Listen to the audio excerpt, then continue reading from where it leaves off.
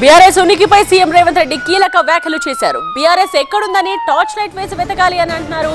Revanth BRS ను తెలంగాణ ప్రజలు ఎప్పుడో మర్చిపోయారు అన్నారు. కేబినెట్ విస్తరణ అలాగే పీసీసీ చీఫ్ పై హైకమాండ్ తుది నిర్ణయం అంటూ స్పష్టం చేశారు సీఎం రేవంత్ రెడ్డి.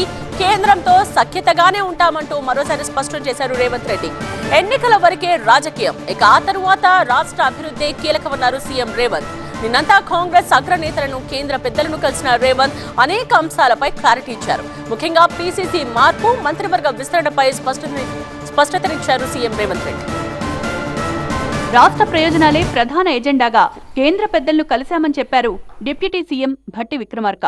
పెండింగ్ నిధుల విడుదలతో పాటు విభజన చట్టంలోని అంశాలను కేంద్ర పెద్దల ముందుంచామని, వారు సానుకూలంగా స్పందించారని చెప్పారు భట్టి. ప్రధానంగా సింగరేణి, ఐటీఐఆర్ అంశాలపై ప్రధానికి విన్నవించామని, రాష్ట్రాన్ని డ్రగ్స్ ఫ్రీగా మార్చేందుకు సహకరించాలని అమిత్ షాకు విజ్ఞప్తి చేశామని చెప్పారు భట్టి.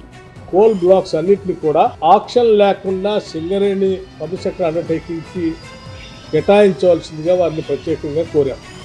ఐటీఆర్ ప్రాజెక్టు మేము కోల్పోయాం, దాన్ని తిరిగి పునరుద్ధరించి తెలంగాణ రాష్ట్రానికి ఇవ్వాల్సిందిగా కూడా ప్రత్యేకంగా కోరాం.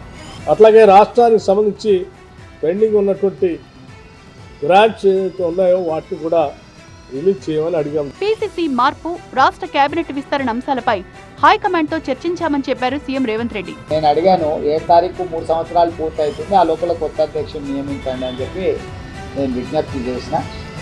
ఇప్పుడు బాలు ఏఐసీసీ అధ్యక్షుడు కోర్టులో ఉండి దీనికి సమాధానం మీకు అక్కడి నుంచే సరైన సమాధానం వస్తుంది.